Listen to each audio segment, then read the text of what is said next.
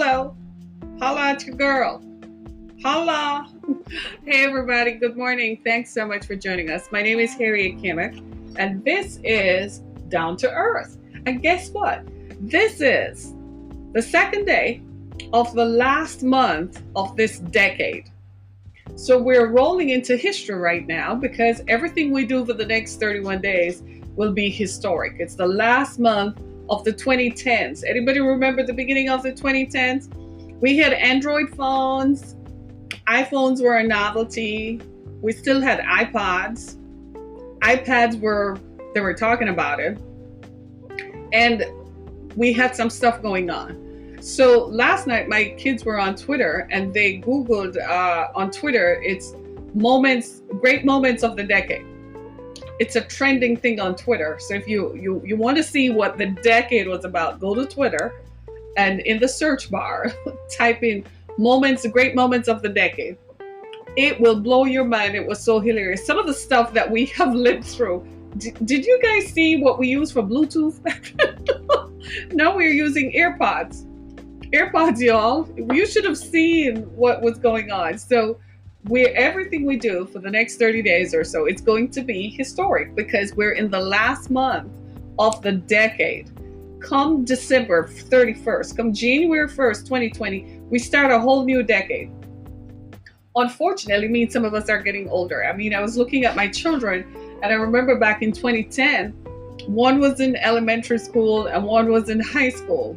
Now one graduated, and the other one is looking at graduation and they're looking at me like, life goes on, da da da. And I'm looking at them like, should I be worried? Right? So, great moments of the decade is something that we all should look at. Today, we're approaching, it's December, and today's the 2nd of December. So that means in 9 days, it will be my birthday. So holla at your girl, because December 11th this year will be on a Wednesday. Guess who will be on a podcast on her birthday? Moi. Guess who is going to wish me happy birthday? You all. Right? I noticed you all not saying anything. I wasn't absent yesterday. I was on, but for some reason, Twitter, it just wasn't letting me go live. I don't know what was, and I couldn't be bothered. You know how that is, right? So today we're going to talk about, it's that time of the year when you have to wear sweaters and foolishness. You know what I mean? And the thing with me is that I still wear athleisure wear. So that means I dress casually. So they tell me that I don't dress appropriately for winter. That's what they say. So you got a better paying job as a single parent. Okay. Right? So how I dress, I tend to wear like a tank top. I wear tank tops winter, fall, summer, or spring. So for me, I have to wear something over the tank top because I don't wear, some people wear turtlenecks up to here and long sleeve shirts. Guys, it has to be like 12 below or 20 below to see me in a long sleeve shirt. If I have on a long sleeve shirt, chances are, like one of those long sleeve tees, that means I'm wearing a coat after that. So I wear leggings, or lately they've been capri leggings because, you just pull your boots on over your legs. And it's like, dang, can summer come back? Where did summer go?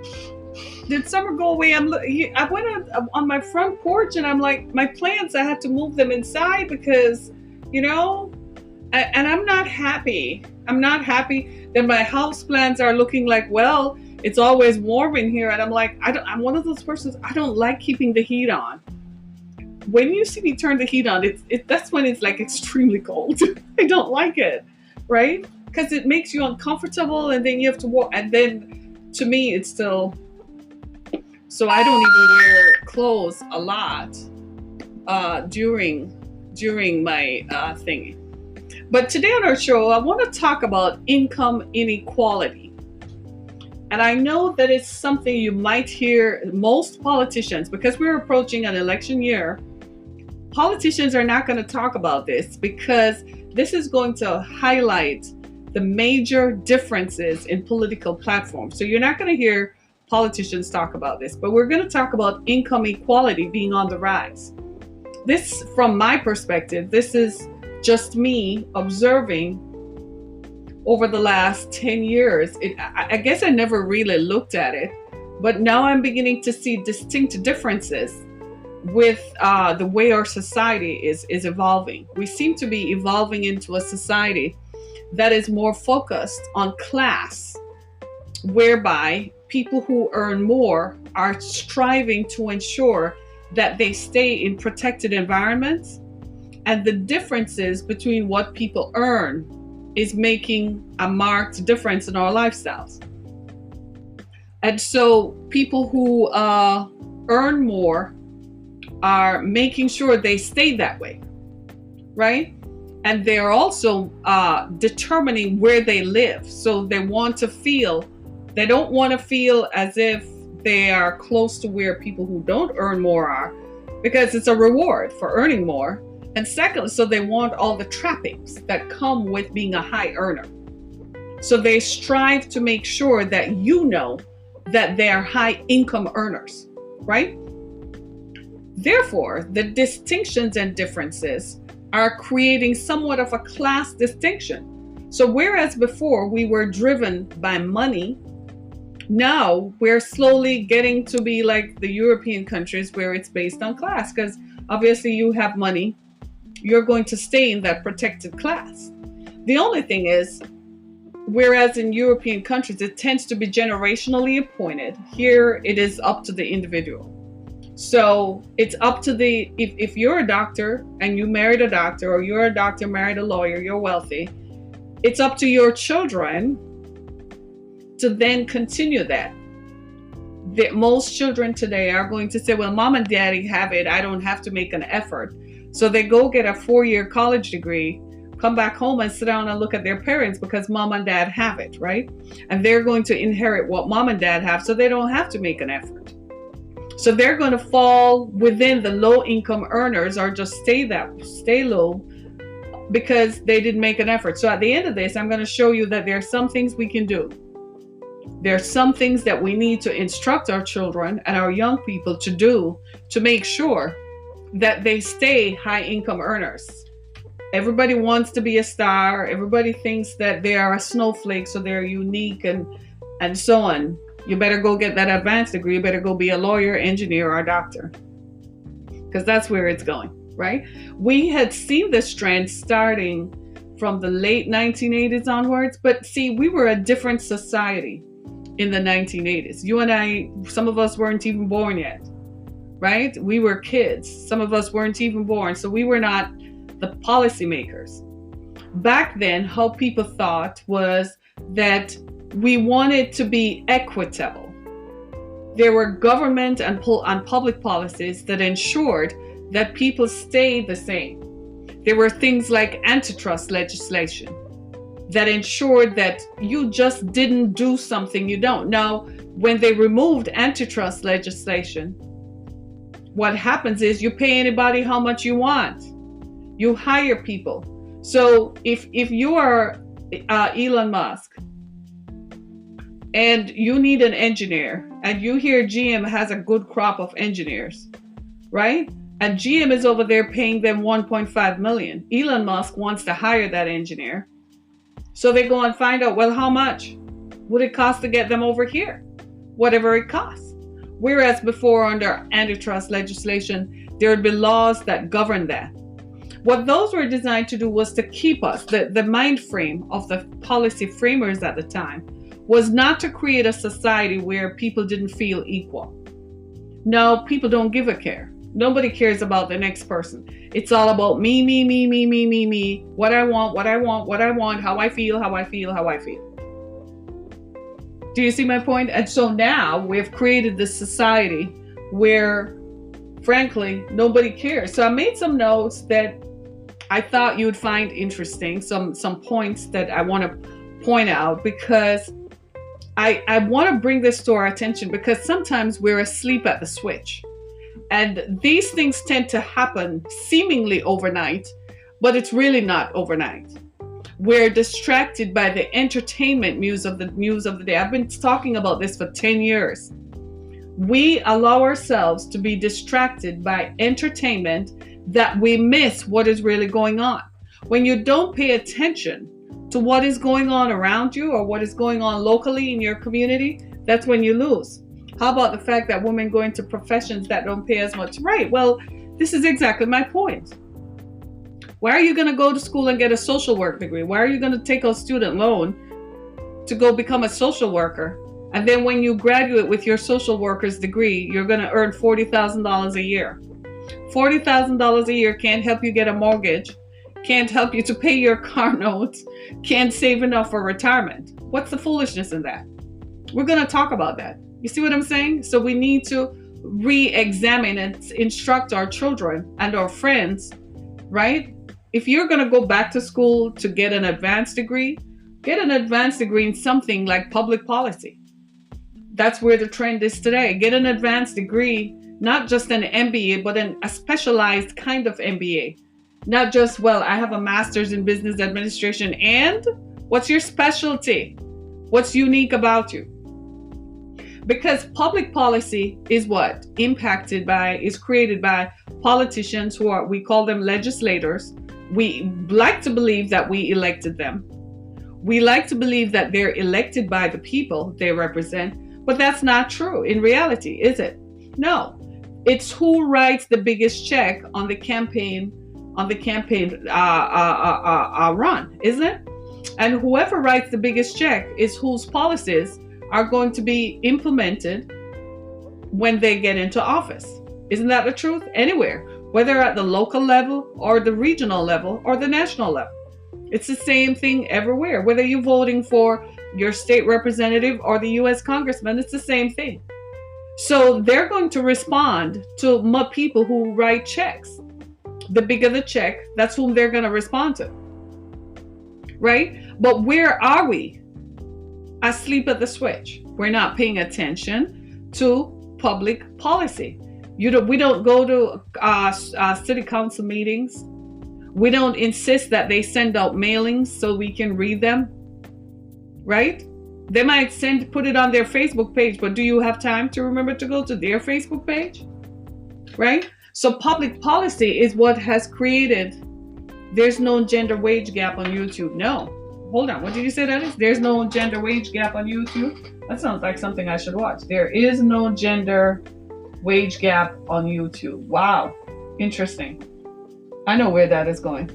Right? So, but you're right up in my thoughts this morning. You and I are thinking alike. So where is all this going to go? Where's all this going to go eventually?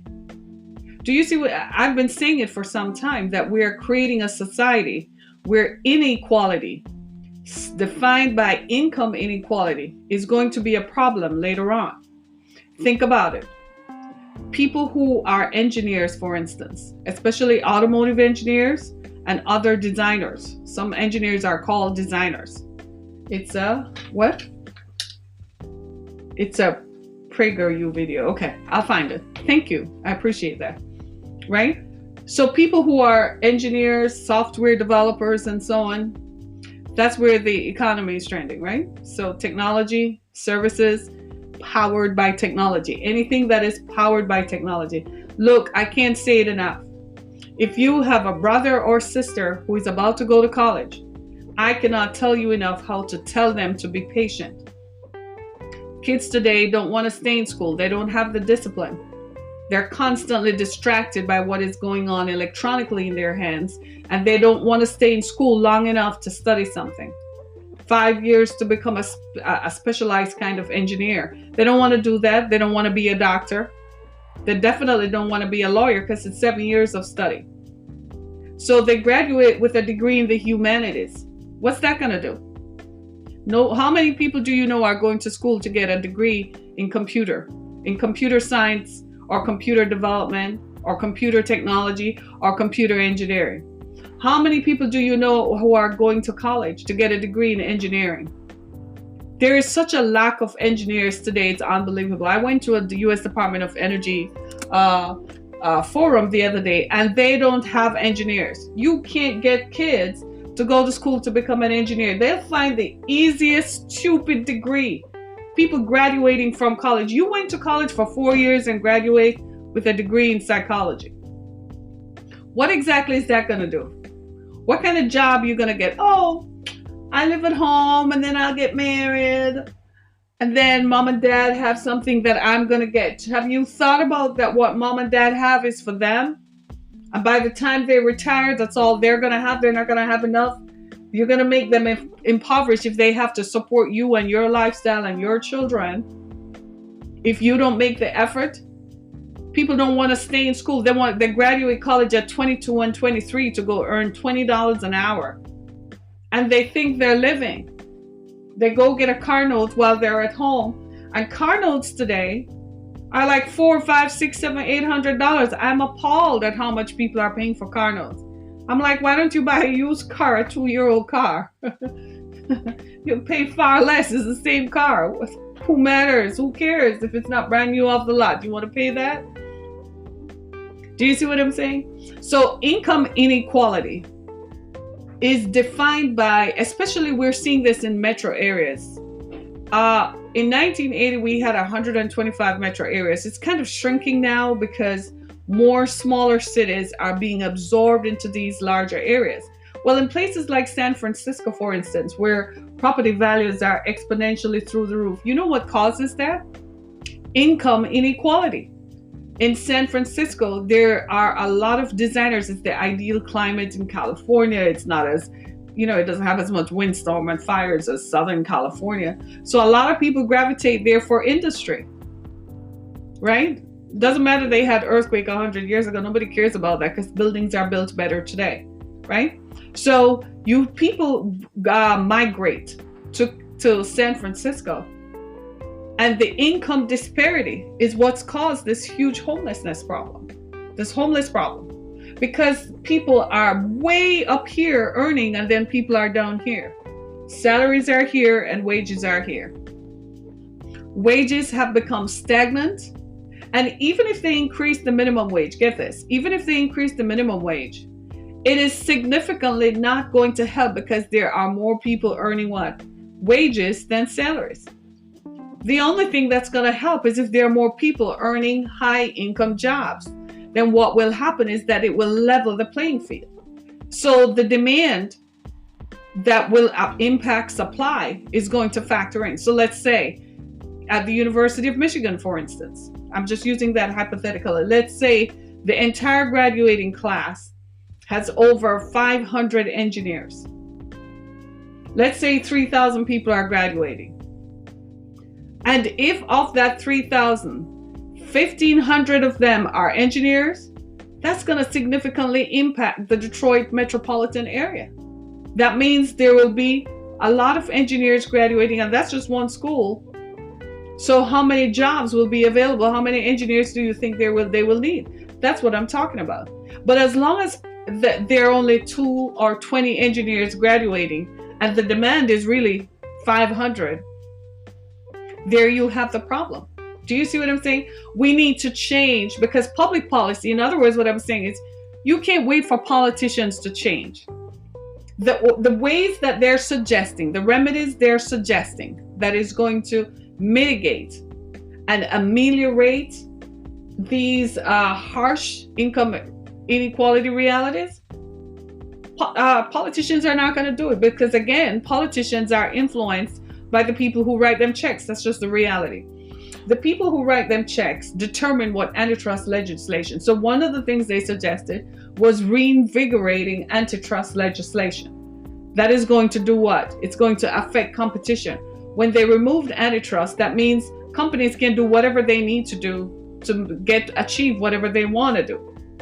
Whereas before, antitrust legislation legislated how companies operated and compete with one another. So they're suggesting that we reinvigorate it. They're also suggesting, of course, what the rest of us are crying out for, increase taxes on those who earn more. Of course, that's going to help. Of course, that's going to reduce. It's going to help in terms of what we can offer. Let's just be clear. The poor will be with us always.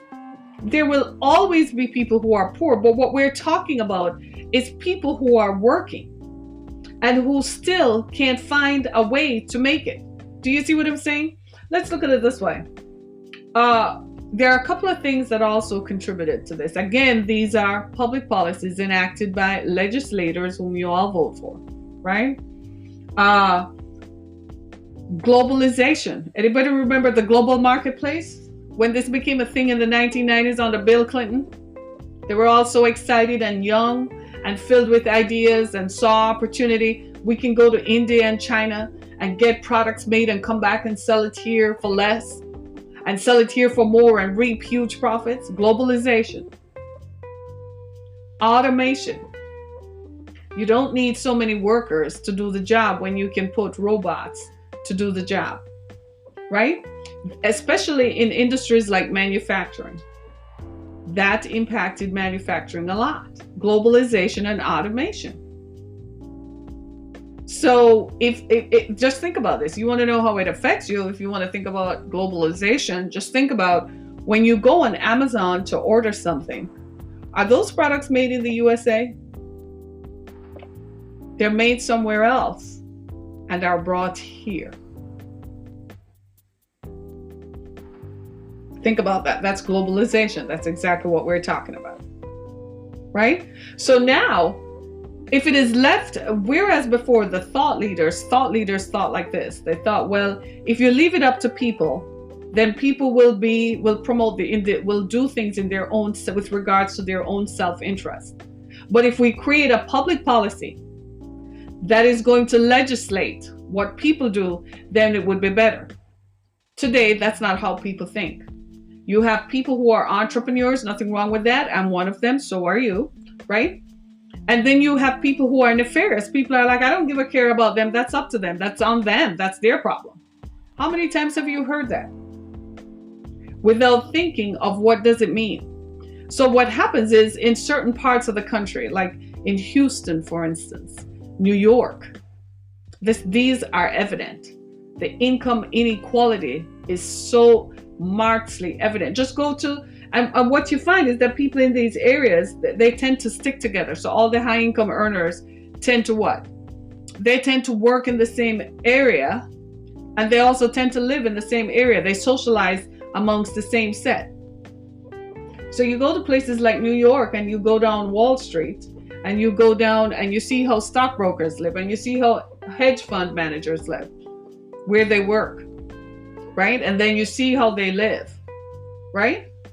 And then you go to people who earn wages, the guy who makes the sandwich, the line cook, the guy who is cooking the food, the guy who is mopping the floor in the restaurant, the girl who is the server. Income inequality. And you can't, as human beings, we have to watch that, because that's why a lot of our ancestors left Europe and other parts of the world to come here, because of those things, how people were treated unfairly. And yet we come here and now it's on the rise. Something to think about, something to talk about, something to look into. So what are you going to do about it? This is what I say to everybody. Go and get as much education. Go and get a specialized kind of education. Tell your children, go stay in school. One of my daughters wanted to be a lawyer. She knew that it was going to take a heck of a long time, but she stayed the course. She'll be fine. Income inequality won't be her gambit. My other daughter wants to be a doctor. From she was 8 years old, she had already done her research to know how long it was going to take for her to be a doctor. She is sacrificing, right? She's sacrificing her present for her future. She's making sure she situates herself so that in the future she'll be able to earn what she wants to earn. Do you see what I'm saying? So then she's not going to make it so that in the future she'll be a low income earner. Oh no. And she's not just going to go into medicine. She's going to specialize, because that's where the money is. So I'm saying to all of us, we need to make sure that we take care of that. Invest in your children. Tell them, go to school, stay in school, go study. I see children today and I'm like, are you picking up a book? Are you reading? I got a mailing from my insurance provider, and I was appalled to read at the bottom of this, if you cannot read this, call this number. And I'm like, why you wouldn't be able to read this? Right? I'm appalled at people. What's a myth? Right? I'm appalled at people who don't want to invest in yourself. My friends, believe me when I say this, any investment you make in yourself is positioning you for a better future. Invest in yourself. Make sure, even if you have a job that never required a college degree, make sure you have a specialized skill. When I was growing up, they used to tell me to have education and to have a skill. If you have a skill, you'll always be in demand. Make sure you have a skill that you can earn income from and have your side gig. You know, I'm big on this side gig thing, right? Now we have social media. Go promote yourself. Go create a page and promote yourself, right? Do something that is going to give you a better future. Don't just sit there. Do something. One of my brothers is an accountant. Are you listening to me? He's an accountant. He went to school and got an accounting degree, right? Worked for one of those large companies. It starts with an O, right? As an accountant. They fired him because he went on vacation. He wasn't even a slacker. The boss was just iffy and they fired him. My brother is an accountant. He said, okay.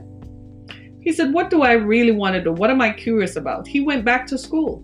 He has a bachelor's in accounting. He went back to school and became a nurse. Got a bachelor's in nursing. You know what that did? In either way, he's positioned for his future. He can go back to working as an accountant, and count beans is what I call it, right? I said, you're the bean counter, right? Or he can go and be a nurse, a registered nurse, any day of the week. Do you see what I'm saying? He gave himself options. He'll never be hungry. He'll never be broke because he has options. We need to tell our children that down in the southern part of the country, there's some skill jobs that are out. Jobs like nursing, jobs like being a mechanic, being an electrician, being a plumber. People today are not hungry. Yes, income inequality is on the rise. It is going to be. In the 1980s, they saw the trend. In the 1970s, we knew it was going to happen. There will always be people who earn more and some people will not earn enough. But what about you as an individual? You have some agency. Pick it up and do something. I like seeing people who, my mother was somewhat of an entrepreneur. You know, she was a nurse, right? And she just never stopped. On her day off, she would cater.